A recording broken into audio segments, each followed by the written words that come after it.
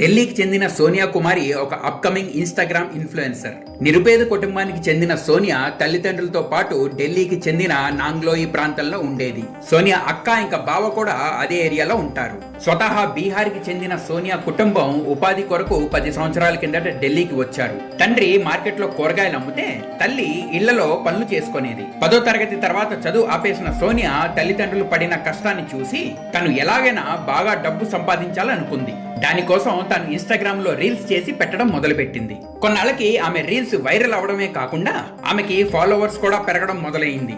ఆమె పడే కష్టానికి ప్రతిఫలం వస్తోందని ఎంతో సంతోషపడిన సోనియాకి ఆ సంతోషం ఎక్కువ రోజులు నిలవలేదు. ఆమె కన్న కలలతో పాటు ఆమె నిండు ప్రాణాన్ని కూడా పోగొట్టుకుంది.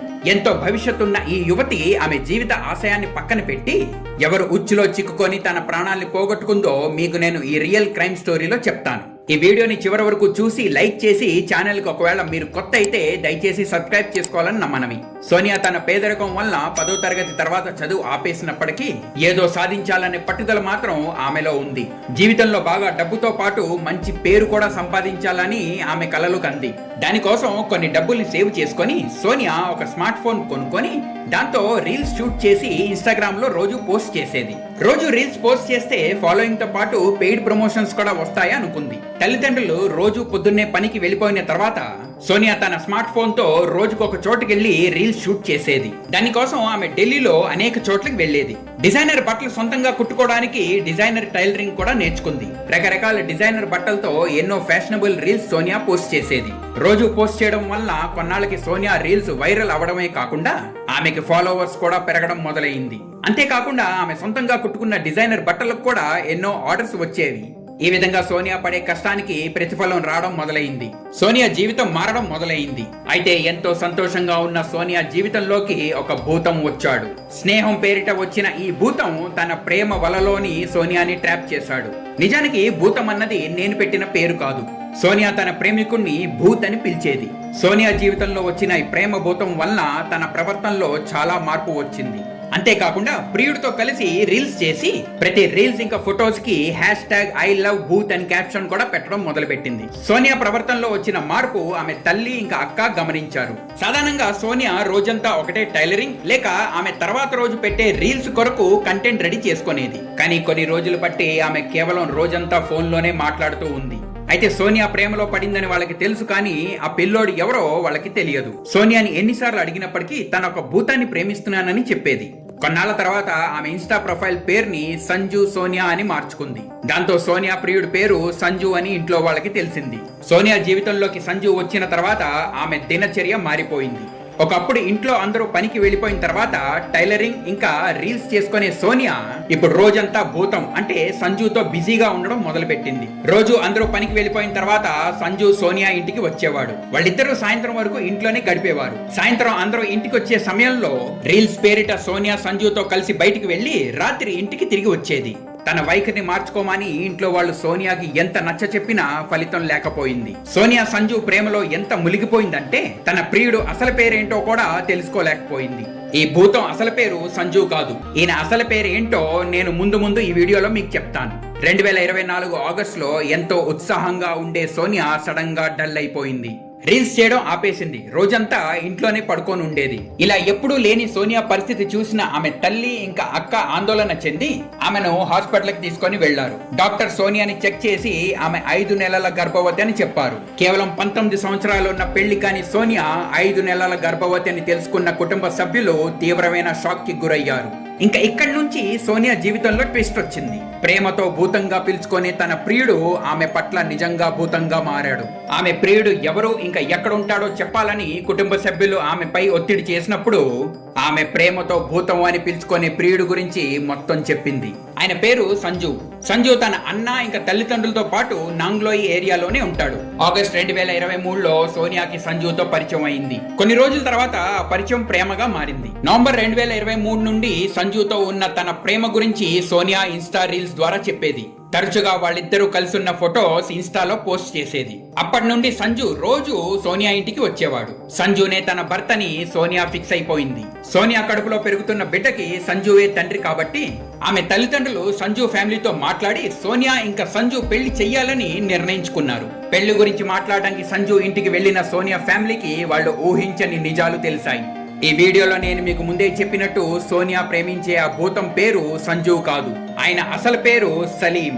ఆయన ఇంటి వాళ్ళకి సోనియా గురించి ఏమీ తెలియదు. అంతేకాకుండా సంజు ఎలియాస్ సలీం ని ఇంట్లోంచి వెళ్లగొట్టామని ఆయన పేరెంట్స్ సోనియా పేరెంట్స్ కి చెప్పారు. ఇవన్నీ తెలుసుకున్న సోనియా ఫ్యామిలీ నిరాశతో తిరిగి వచ్చి సోనియాకి జరిగిందంతా చెప్పారు. అయితే సోనియాకి అప్పటికే సంజు ఇల్లు వదిలిపెట్టాడన్న విషయం తెలుసు. ఆయన పేరు సంజు కాదు సలీం అని ఆమె తల్లిదండ్రులు చెప్పిన మాట సోనియా నమ్మలేదు. తనని పెళ్లి చేసుకోవడానికి సంజు ఇల్లు వదిలిపెట్టాడని సోనియా భావించి ఆమె కూడా ఇల్లు వదిలిపెట్టి సంజుని పెళ్లి చేసుకోవాలనుకుంది. అయితే సంజు ఎలియాస్ సలీం తనని మోసం చేస్తున్నాడన్న విషయం సోనియా ఇంకా గ్రహించలేకపోయింది. 2024 అక్టోబర్ 21 తారీఖు ఇంట్లో ఎవరూ లేని సమయంలో సోనియా తన బట్టలు ఇంకా ఇతర సామాన్లు తీసుకొని ఇల్లు వదిలి వెళ్లిపోయింది.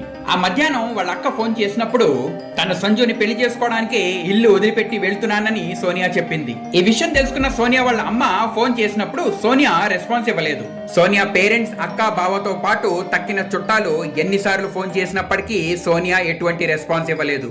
ఆ తర్వాత సోనియా తన ఫోన్ ని స్విచ్ ఆఫ్ చేసింది. సోనియా ఫ్యామిలీ వాళ్ళు సంజు ఎలియాస్ సలీం ఇంటికి వెళ్ళినప్పుడు ఆయన ఎక్కడున్నాడో వాళ్ళకి తెలియదని, ఇంకా వాళ్ళ కొడుకుతో వాళ్ళకి ఎటువంటి సంబంధం లేదని సలీం పేరెంట్స్ సోనియా పేరెంట్స్ కి చెప్పారు. ఇంకా ఏం చేయాలో తెలియక సోనియా ఫ్యామిలీ వాళ్ళు పోలీస్ వద్దకి వెళ్లారు. అయితే సోనియా వయసులో మేజర్, ఇంకా ఆమె ఇష్ట ప్రకారం పెళ్లి చేసుకోవడానికి వెళ్ళింది కాబట్టి ఈ విషయంలో వాళ్ళు ఏమీ చేయలేరని పోలీసులు చెప్పారు. రాత్రి వరకు సోనియాని రీచ్ అవ్వడానికి ఆమె ఫ్యామిలీ ట్రై చేస్తూనే ఉంది. రాత్రి 11 గంటల ప్రాంతంలో సోనియా ఫోన్ స్విచ్ ఆన్ అయినట్టు ఆమె బావ మనీష్ కి SMS అలర్ట్ వచ్చింది. ఆయన వెంటనే ఆమెకు ఫోన్ చేసినప్పుడు సలీం కాల్ ని ఆన్సర్ చేసి, నేను సోనియా పెళ్లి చేసుకుంటున్నామని, సోనియాకి మీతో మాట్లాడాలని లేదు కాబట్టి ఇంకా ఎప్పుడు ఆమెకి ఫోన్ చెయ్యొద్దని, ఇంకా సోనియాకి మీతో మాట్లాడాలని అనిపించినప్పుడే ఆమె మీకు ఫోన్ చేసి మాట్లాడుతుందని చెప్పి సలీం కాల్ కట్ చేశాడు. ఆ కాల్ ని మనీష్ రికార్డ్ చేశాడు. అయితే మనీష్ తో సలీం కాల్ మాట్లాడుతున్నప్పుడు సలీం వెనుక నుండి ఒక వ్యక్తి గొయ్యి ఇంకా లోతుగా తవ్వు అని మాట్లాడిన మాట మనీష్ విన్నాడు. సోనియాతో వాళ్ళ ఫ్యామిలీ ఎంత మాట్లాడడానికి ప్రయత్నించినప్పటికీ అది సాధ్యపడలేదు.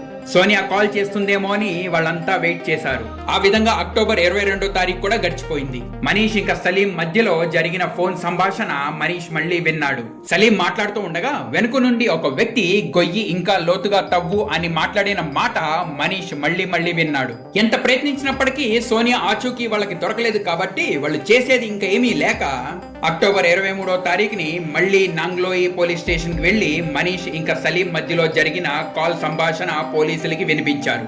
ఆ కాల్ రికార్డింగ్ విన్న తర్వాత పోలీసులు కేసు రిజిస్టర్ చేసుకొని సోనియాని వెతకడం మొదలుపెట్టారు. మొదట ఆమె ఫోన్ లాస్ట్ లొకేషన్ ని ట్రాక్ చేశారు. దాంతో పాటు సలీం ఫోన్ నెంబర్ ని కూడా పోలీసులు ట్రాకింగ్ లో పెట్టారు. అక్టోబర్ 25 తారీఖుని పోలీసులు సంజు ఎలియాస్ సలీం ని అరెస్ట్ చేశారు. అందరి నేరస్తుల్లాగే మొదట్లో సలీం కూడా తనకి ఏమీ తెలియదని చెప్పాడు. కానీ పోలీసులు వాళ్ళ స్టైల్లో అడిగినప్పుడు సలీం నిజాన్ని కక్కాడు.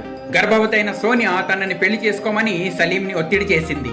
గర్భాన్ని తీయించుకోమని సలీం ఎన్నిసార్లు చెప్పినా సోనియా వినలేదు. ఇంకా సోనియాని హతమార్చి ఆమెని వదిలించుకోవాలని సలీం నిర్ణయించుకున్నాడు. దానికోసం ప్లాన్ చేసి అక్టోబర్ 21 తారీఖుని సలీం ఒక కార్ ని అద్దెకి తీసుకొని సోనియా ఇంటికెళ్లి ఆమెని పెళ్లి చేసుకుంటానని ఆమెని ఆయనతో పాటు తీసుకొని వెళ్ళాడు. దారి మధ్యలో సలీం ఫ్రెండ్స్ అయిన పంకజ్ ఇంకా రోహిత్ ని కారులోకి ఎక్కించుకున్నాడు. రోజంతా వాళ్ళ కారులో తిరుగుతూ సాయంత్రానికి రోహ్తక్ అనే చోటుకి చేరుకున్నారు. హర్యానాకి చెందిన రోహ్తక్ ఢిల్లీ నుండి 80 కిలోమీటర్ల దూరం. ఆ సాయంత్రం సలీం ఇంకా ఆయన స్నేహితులు కలిసి కారులోనే మందు పార్టీ చేసుకున్నారు. వద్దంటున్న బలవంతంగా సోనియా కూడా ఆ ముగ్గురు కలిసి మందు తాగించారు. ఆ తర్వాత మత్తులో ఉన్న 7 నెలల గర్భవతి అయిన సోనియాని ఆ ముగ్గురు కలిసి పీక నొక్కి చంపేశారు. సోనియాని పాతి పెట్టడానికి రోహ్తక్ అడవిలో 4 అడుగుల గొయ్య తవ్వి అందులో ఆమెని పాతి పెట్టారు.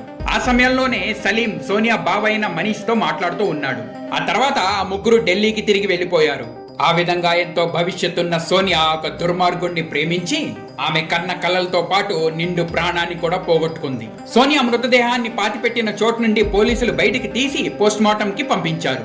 మొదట సలీంతో పాటు పంకజ్ ను కూడా అరెస్ట్ చేసిన పోలీసులు 31 తారీఖున 3వ నేరస్తుడైన రోహిత్ ను కూడా అరెస్ట్ చేశారు. పోలీసులు ఈ కేసులో నిందితులపై ఛార్జ్ షీట్ ఫైల్ చేయడానికి తక్కిన ఆధారాలు సేకరిస్తున్నారు.